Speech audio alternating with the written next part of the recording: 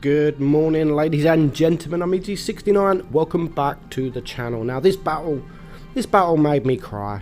It brought a tear to my eye. Ulfar from the Kraken clan, and he is driving the Vickers Light. As we know, it is the new light tank in tier 10, and it's a very good tank. I did a video not so long ago, actually a couple of days ago, saying, is this tank OP?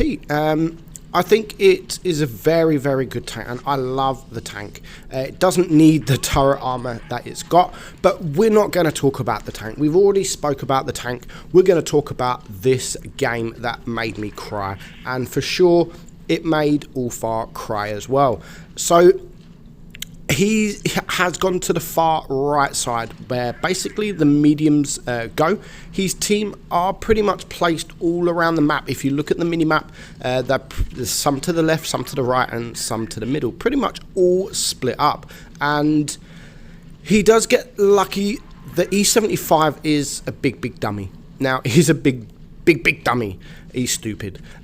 So he's going to use the nice Hesh against the Peugeot there, brings him down, and the grill does take him out. So already not too much done. He's done a good job so far. He's on 1600 damage, but there is still a lot of tanks around this area. Trying to get the hatch shot there on the WZ121. Now what he wants to do is bring these guys out, because there is 3 TDs on his team that is all camping at the back. So if he can bring these guys out, then the TDs can do their job and get some damage and help him. That's why he's not running away. He's a good player. I've featured a few replays before of Ulfar, mainly probably I think 8,000 damage plus if I remember rightly.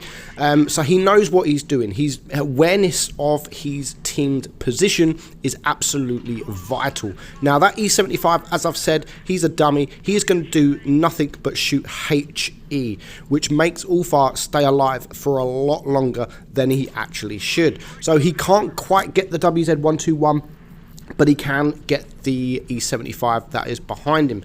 Does have to be careful because there is an Emil 2 there as well, and as we know, that is also a very good tank, and that is that's pretty much, well, it is full hit points, so 2,200 hit points to get through there.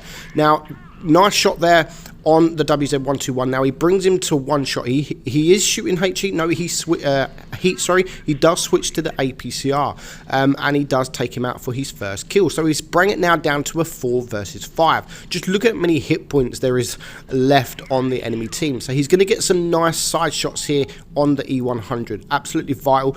Again, does need to be careful because we know the Emil was there, and we do know that the E75 was there as well. But he's making everything count. Every shot he has, he's making count, and he's had a few great shots on this E100, and he's pulled the E100 down now to only 900 hit points. But now is where it's going to get difficult. That E75 is still shooting HE, but here comes the Emil. Even though he's still shooting HE, he's still there, and he's still a danger. He can't turn his tank against him, because of course this is a light tank. You start turning your tank against someone that is shooting HE, then he's going to start doing bigger damage. And as we know, on the Emil 2, the top of the turret is very troll. It looks like it can be penned, but in fact it's you can't really pen it, and I don't even know if you can pen it at all. But Ulfar is finding that out the difficult way. Now he's trying to bait the Emil. Great baits here from Ulfar, and is he going to get a shot? He does finally get a shot, but it is now 3 versus 5. He's only on 1,000 hit points, but he is on 5.7k damage. He's done a lot of work so far, but there's still a lot of work left to do. It's don't aim for the top. You can't get the pen. But here comes the E75. So this has made life a lot more difficult. Gets a nice hatch shot there, but again, with the E75 shooting HE, he's still doing nearly 200 damage every time. So he keeps that up. Eventually he is going to break him down, but the Emil decides to push. Good timing for the Emil to push actually, but the E75 should have actually pushed with him. He does get the shot, brings him down to a 1 shot. Now because he knows the E75 is shooting HE, he would rather show his body to the E75 than he would the Emil. Absolutely great play there from Ulfar. So he's taking him out. Now it is a 2 versus 3. Is he going to get a shot? I thought he was going to circle him then, but he decides not to, decides to run away, doesn't quite get away, and there is another 173. But now he is a one-shot, even with HE, but he does manage to take him out. 7.8k damage now. There's still a full hit point Hori. Is he going to take out the E100? Of course he is. That is 4 kills, and he's bringing it now down to a 1 versus 1, and it's pushed him above 8,000 damage. He only has 1 heat round left. He only has 5 APCR left. He does have a few HE if he can get those shots off. Now he's going to want to save this heat round. There is the Hori. He manages to get the side of it.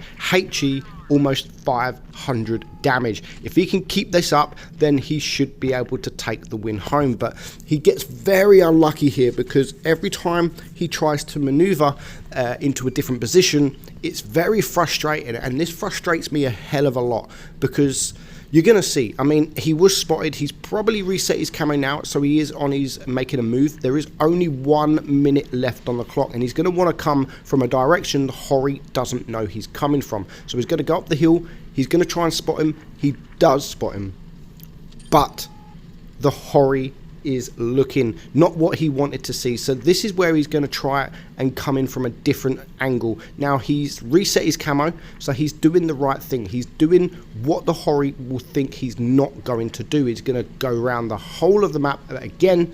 Just as he gets there, the Hori becomes spotted, and he becomes spotted, which has ruined his whole plan in rushing from this side. So I like what he does here. He was going to the left, and now he's just going to go for it. He's going to rush. Luckily, the Hori isn't looking, and this is where, again, I thought he was going to back up here and then go for the circle. He doesn't go for the circle. I really thought he would have gone for the circle of death. Unfortunately, the Hori has now reloaded. They are both one-shots with 10 seconds left on the clock. Does he go for the draw, or does he try and go for the win? Of course, he is trying to go for the win, but unfortunately, doesn't quite get it.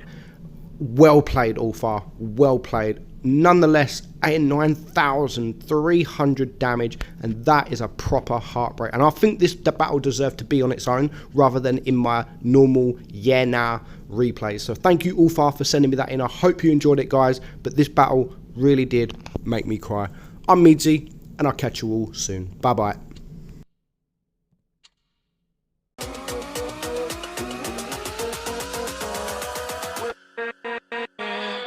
With